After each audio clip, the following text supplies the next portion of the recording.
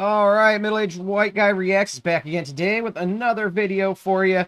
And today, I think we're going to go in a different direction here. All right, I think. I'm not 100% for sure, but I am pretty sure. All right.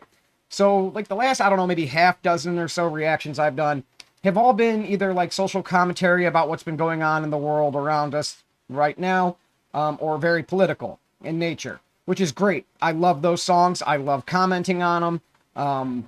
I really do. So I think I have a lot of good things to say about that kind of stuff. But some days I'm just not feeling like talking about that stuff. So there's another reaction that a few of you have been requesting, and I'm going to do. I was going to do it today. I just don't have the heart for it. I don't want politics. I just want a song. Okay. So we have Ryan Upchurch, Same Old, Same Old. Hopefully this doesn't go deep diving into politics and social commentary, but who knows? If it does, great. I could comment on it. I enjoy it, like I said. But hopefully today this is something different, and we can just talk about whatever the song's about, right? Anyway, I guess that'll be the little intro. Now, I just did have a tooth pulled. All right, I cracked it, and they had to yank it out of my head. I'm in a lot of pain. I ran out of the good stuff. All right, so I'm just on ibuprofen. It's not really working that great. So before I came down here, I had to jam my tooth, or where my tooth was, with a bunch of Oragel. So hopefully that doesn't wear off like mid-reaction. But we're going to try to make it through. So this is Ryan Upchurch, Same Old, Same Old. And hopefully this doesn't deep dive into politics. Because like I said, I just don't want it today. So let's get into it. Let's go.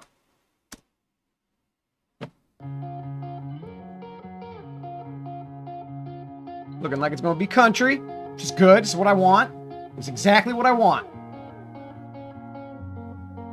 The friends I got are the same ones from high school. Half of them drive or guide the same damn trucks too. See me hanging from... Okay, that first line there already got me. All right.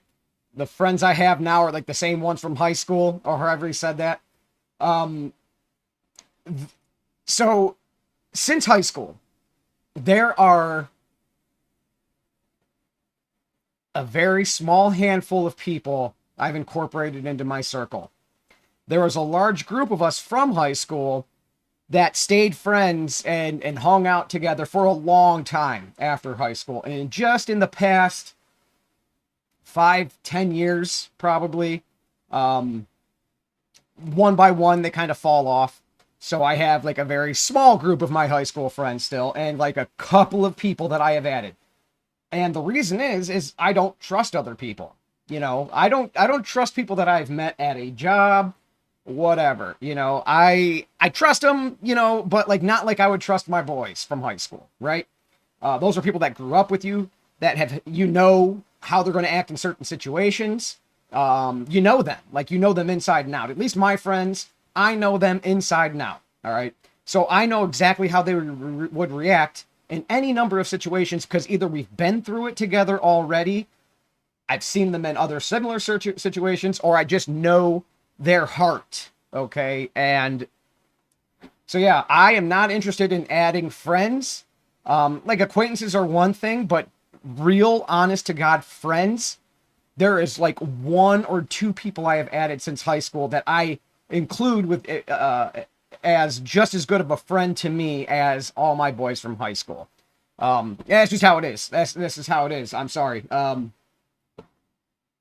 You know, you might think someone's your friend until you guys get into some crap one day, and then you turn around and they're splitting, and you're sitting there like, what the hell, you know? So, yep, I completely understand having the same friends since high school. I love that. I agree with that 100%. High school, half of them drive or guide the same damn trucks too. See me hanging from the mirror, talking smack to truckers. Tired from driving roads, calling us little motherfuckers. So he's like talking back at him when they're on the road together and shit. That's funny. That's funny. Since I was 15, barefoot, walking all the way down Pond Creek. All right, hold on. Wait, what did he say? Same what since he was 15? Since I was 15. Hold on, missed it. Calling us little motherfuckers. Same cops in town since I was 15, barefoot, walking all the way down Pond Creek. But the same cops in my town since I was 15. All right, the town I grew up in, I'm pretty sure I'm not 100%, okay, because I haven't been pulled over by any of them in that little town for about 15 years now. But knowing the age they were then, how long they had already been cops, you know, how that their children were in our schools, that they've been established in our area, I am pretty sure those are still the same cops that work that little city still to this day. That's funny. You know, you get to kind of know these people, right? The one would bust us. Not me personally. I never got busted by him, but would bust, you know, kids from our high school for like dirt biking and four-wheeling and snowmobiling. And then what is he out doing when it's the middle of like a snowstorm, and you know there's no traffic out? He's zipping his snowmobile up and down the streets. You know, it's like, dude, what the hell, man? But hey, that's how it goes, man. If you're the cops, you get to do that kind of stuff, I guess. I was 15, barefoot, walking all the way down Pond Creek. But the same ain't bad when you're where I'm from. Yep. Same shit, different day, at least you know everyone. The world turns. Same shit, different day. At least you know everyone. Like I said, that goes back to just being familiar and knowing how they would react. No surprises. When you're with a group of familiar people, there is very little that could happen that would surprise you. That would be out of their character. According to what you've built them up to be in your head, you know, since you've known them so long. So, you know, hey, there is nothing wrong with that. From same shit, different day, at least you know everyone. The world turns slower where the road goes dirt. The women talk sweeter here on the outskirts. A boyfriend will knock you out for trying to flirt. The Yep. songs hit different when written and sang by us. The world turns slower where the young scream. He's on the front porch when you go to leave. The girls play their toes and the boys play with G.I. Joes. And I like the same old, same old. Oh my God, the G.I. Joes, man. The G.I. Joes. Where did G.I. Joes go? Do they make them? Why isn't that a show anymore? They've remade everything. They have remade everything. Where are the G.I. Joes? Obviously, they had guns, so I'm sure you can't remake them anymore. Not for kids. You know, like, it just make any sense. But yeah, man, we used to play with the G.I. Joes. You'd have them little guys, man. Oh, I had all of them. I had damn near all of them. And then the ones I didn't have, my friends had. So, fucking love G.I. Joes, man. Joes, and I like the same old, same old. Yep. I'm with you, Church. I am 100% with you, man. I love the same old, same old. I don't even rearrange my furniture in my house. Like my wife wants to all the time. Like, yeah, let's change this around. Change that. I'm like, why don't we just leave it how it is? The same old, same old. I partied with the police back in their prime, and they were the ones having fun running from blue lights. The Billy brothers. Dude, Church, man. Partying with the police back in the day. I've been there. Not with the ones from my city, but the next city over. As a young adult, I was like 18 or 19 maybe. And this is my first exposure to like an adult party. All right. So, I should say while being included as an adult. So we go to this party and it's the next city over from the one I grew up in. Okay. And they're essentially the same towns. We're at this party. People are getting wasted. It's just like a big kids party, essentially, just like any high school party you've been to. That's what we're doing. There are CEOs there. There's the guy whose house it was a CFO of a huge company. There was nurses, doctors, there's police officers, teachers there. Very high standing members of society. This CFO is drinking frickin' Everclear and hopping over the bonfire. Okay, seeing if he can clear it. There's people pissing in the middle of the yards. I mean, it's just any typical high school party you've ever been to, except these are 30, 40, 50-year-old adults, right? So we're in this shed, and we're all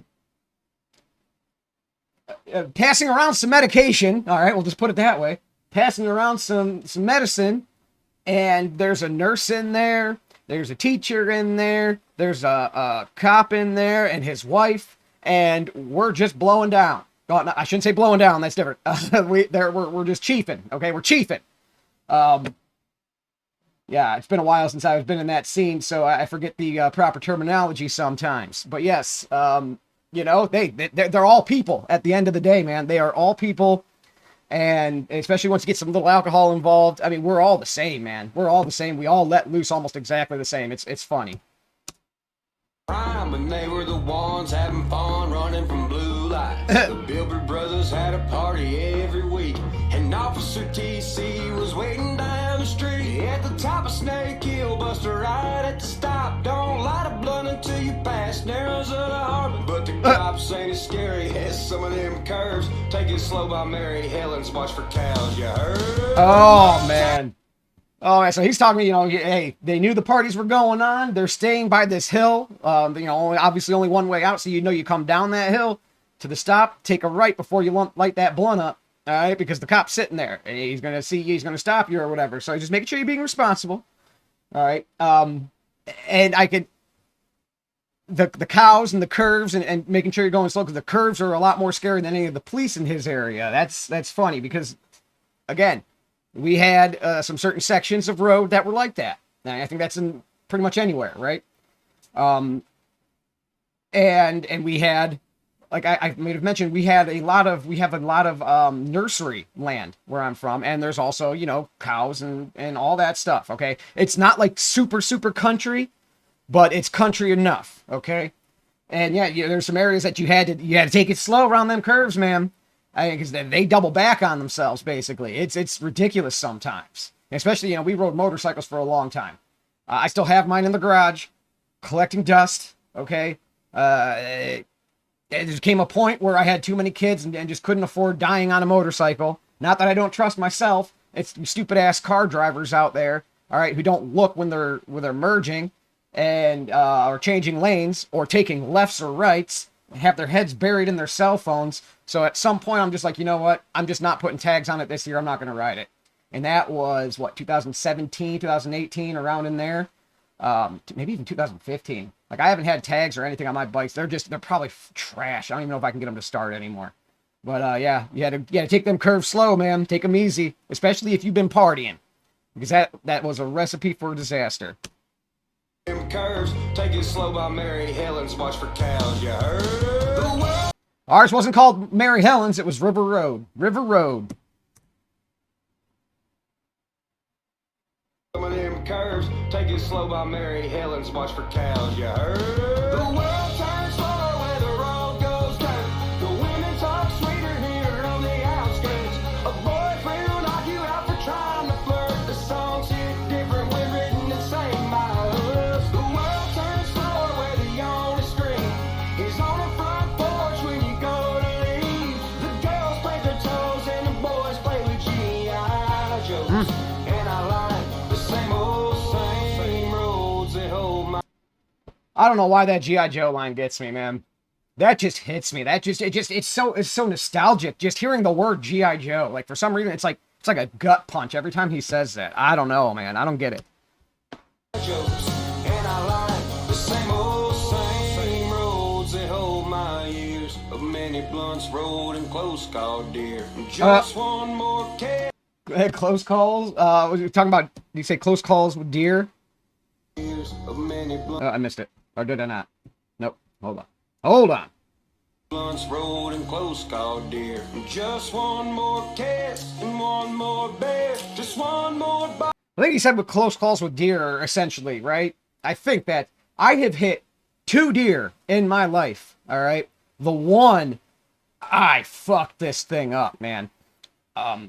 It was a back country road, 50-mile-an-hour road, and I'm, like, driving at night, and, like, I kind of see this something out of the corner of my eye, and I look, and it's a fucking deer running parallel with me, and it's like it happened in slow motion. Like, it's running, I look at it, and it just starts crossing in front of the car. And I hit the son of a bitch. And it starts rolling up the hood towards the windshield. Now, you've all heard the stories of the deers getting stuck in the windshield and then kicking the occupants to death. So I slam on the brakes, like hard, slam to the ground. This deer, after it starts rolling up, but then it immediately, like, flies off the front of my car. Hits in the road and rolls like 3 or 4 times. This thing, like, sat up, blood coming out of its mouth. And every time it would, I mean, I broke a lot of shit on it, obviously, because every time it would try to stand, it would just fall. And it would try to stand, and it would fall. And it was the worst thing I've ever seen in my life, probably, at that time. Not worst, but, I mean, it was, you know, it's something you just don't want to see. You don't want to see an animal suffer. I have nothing in my car to help put it out of its misery. All right, I'm driving an 88 Oldsmobile, so it's not like I have a big truck I can just run it over with or something, you know? And so, you know, I call the cops, tell them, hey, there's a deer out here that's been hit. Someone needs to come put it down, and then I go on my way. Several years later, I'm leaving my parents' house at night again, and this time it was a huge buck that comes right across the road, and I nailed that son of a bitch hard in its back hind leg. All right. And it was kind of almost the same deal, except like I hit him and he just like rolled forward. That bastard just got right back up and took off. It didn't even faze him. I had fur in the grill of my car at the time, you know, so it's like, you know, hitting one deer once in your life is, you know, the odds of that happening aren't very great. I mean, depending on where you live, but like, you know, but two, I think I needed to start playing the lottery, and I've had a couple of close calls, and like my buddy totaled the car hitting a deer. So it's like in my area, just hitting deer is what happens when you're driving cars. If that's even what he said. He might not even have said that, but I think that's what he said. One more bed, just one more bonfire, dancing in a field, one more homecoming.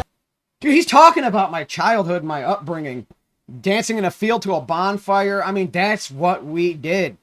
You know, like I said, we had big properties. Okay, a lot of people had big properties where I was from because they were on farms, or you know, there's just acres and acres. All right, and that's where our parties were. They were on acres of land with nobody around, lit big ass bonfires, danced and partied the night away, pitched tents, stayed in tents. I mean, like whatever we had to do.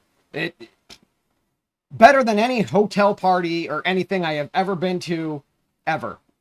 Frickin' bonfire in the country. Most fucked up you'll ever be in your life.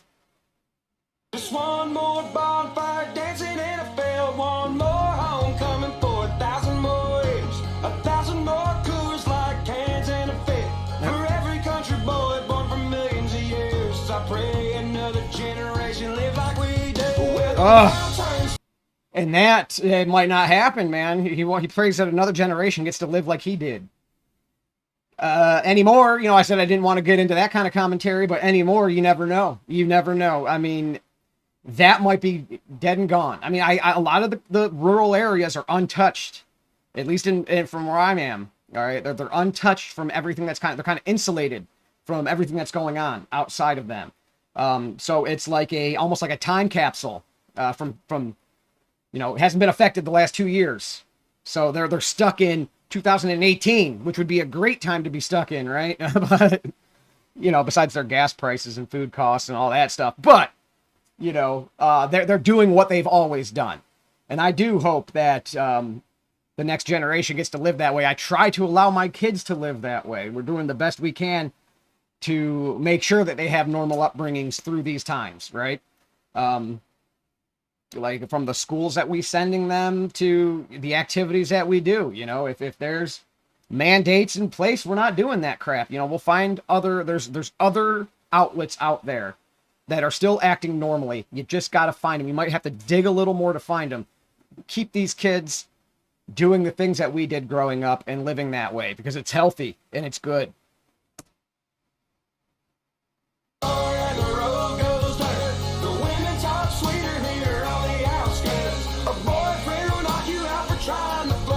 Yep.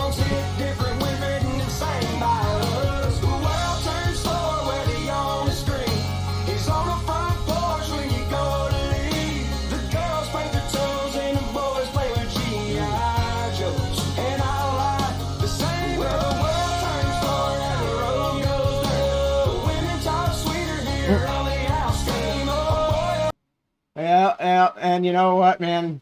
Them country girls, man, they do talk sweeter, I'll tell you that. And there's something to be said for them. You know, when you have a girl who can go out and hop on a four-wheeler and ride it better than you can, you know. That's not my wife. That's not my wife. I love her to death, though. Don't get me wrong. She's a city girl. But I've broken her in a little bit. She won't fish with me anymore after, you know, she ended up catching a treble hook to right under the eye. But, yeah, we had her fishing. She knows how to shoot guns and everything now. So, like, we're working on her slowly but surely. All right. But, yeah, that was always the goal back in the day, man. Get them country girls who would jump on the four-wheeler with you, who would kick your ass on a dirt bike, who could shoot, who could, you know, shoot a crossbow, compound bow, you know, go roll you up one, yeah, all that.